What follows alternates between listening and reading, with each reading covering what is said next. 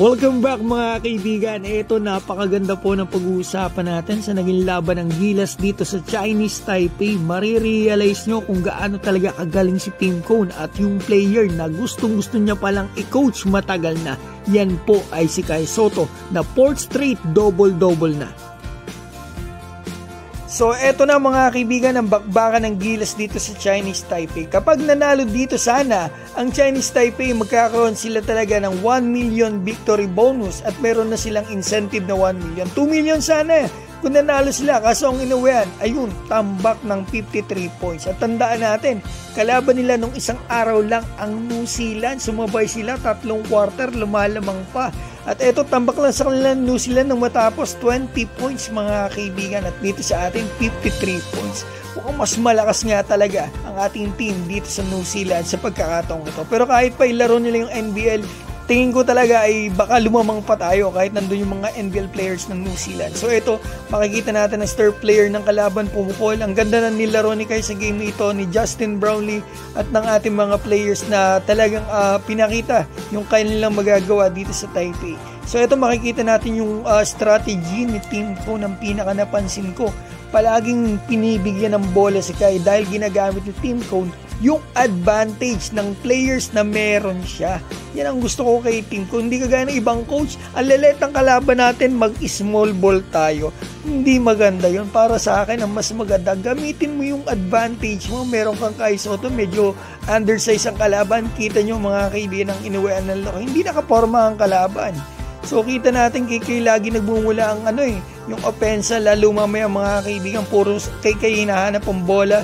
Talaga nga namang nahirapan dito mag-adjust yung kalabang koponan mga kaibigan. At talagang mismatch talaga kay lagi yung bola. Si Kai, pag kaya niyang atakehin, ina-atake niya. Kapag kaya niyang ipasa, pinapasa niya talaga. Ang ganda ng vision ng batang to, makikita niyo mamaya kung gano'n talaga kagaling yung kanyang playmaking abilities. So ito, makikita na natin Chris Newsome, napakabilis, hindi na nabutan ng kalaban. So yan nangyari sa ating first quarter. So punta na tayo second quarter. Kai na naman ang bola, gustong-gusto ni Tim Cone na bigyan ng bola si Kai. Yan naman, sinusuklian ni Kai ng napakagandang basket and one pa. So yan naman talaga ang kailangan ni Kai. At eto pala masasabi ko sa inyo, 2021 pa lang, may pahayag si Tim Cone na inilabas ng spin na about dito kay Kai. Mukhang matagal na po niyang gusto si Kai Sotto nung nasa 36 years pa lang o baaring mas maaga pa. So mga kaibigan, sinabi niya ito, nababasa pala natin. Si Kai daw po ay talagang magugustuhan talaga ng mga coaches dahil nga sa angking talento nito, unique combination of size, skills, at the same time yung kanyang talent mga kaibigan. Kita niyo naman ang ginagawa niya, napakagandang galaw. So kaya talaga binigyan niya ng opportunity si Kai. Parang yung sinabi niya noon ay ginawa niya ngayon. Yun po ang punto. Pinahaba ko masyado, pasensya na. So ito, yun, napakagandang depensa na naman mula kay Kai. So nasi-showcase talaga ni Kai yung laro niya kay Coach Tim Cone. Parang naalala ko dun sa TSF mga kaibigan. Yung kay Rob Johnson ata yun, yung kanyang trainer din. Parang ganun ang ginawa ng Tim Cone. Alam niya gamitin si Kai. Kaya pala niya nasabi nung 2021 yun, dahil talagang nakikita na niya yung potential ni Kai. At ito naman talaga yung kailangan ni Kai, yung mga pagkakataon. Nabigyan siya ng mahabang playing time para may pakita niya talaga yung laro niya. Ang hirap maglaro kapag yung 3 minutes ka lang sa loob. Kahit sino naman player, kahit hindi si Kai. Kung bibigyan ka ng player, ng coach mo ng 3 minutes, 2 minutes, ilalabas ka na pag nagkami na eh. Wala yun talaga. Hindi ka makakaporma. Buti kay Coach Tim Cone, pinakita niya talaga kung paano gamitin ang isang Kai Sotto at paano gamitin yung strength ng team mo, ng players mo. So yun, makikita natin Dwight Ramos. Si Ramos dito 12 points, Tamayo 11 points, KQ 10 points, Optana 13 points din. So si Justin Brownlee at Kai Sotto talaga ang pinaka-top players natin sa game nito.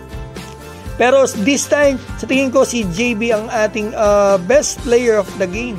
26 points, 13 rebound, 5 assist. Si Kai Sotto naman mga kaibigan, napakaganda rin ng nilaro. 23 minutes, 18 points, 10 rebound. Bali paapat na pong double-double ni Kai mga kaibigan sa street niyang paglalaro. 2 beses doon sa Japan at eto 2 sunod dito sa FIBA Games. So ayan mga kaibigan, may 5 assists si Kai at 3 blocks and 60% sa field. Napakaganda ng game ng kababayan natin at ang ating Gilas Pilipinas. So eto mga kaibigan, fourth quarter, tingnan natin inbound pass. Talagang gustong-gusto ni Tim Cone na pahawakin ng bola. Kaya ang ganda kasi nangyayari. Ang daming pasa, nakikita nyo naman yung mga highlights niya kanina kay Ramos, kay Brownlee. Ang gaganda ng pasa. Maganda yung takbo ng bola dito sa ating Gilas Pilipinas ngayon. Nice one, Coach Tim Cone. Nagkaroon po ng press con after ng game at ito po yung sinabi ni Coach Tim Cone kasama niya ang ating pambato dito sa press con. Mga kaibigan, naniniwala si Coach Tim na kayang idomina ni Kai Sotto ang Asian basketball.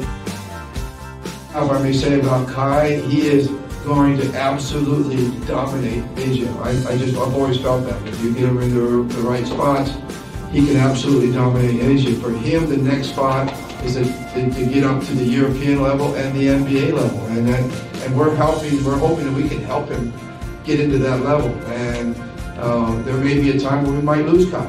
You know, he may not be able to join Windows because he might be in the NBA, and we'll be very, very proud of that.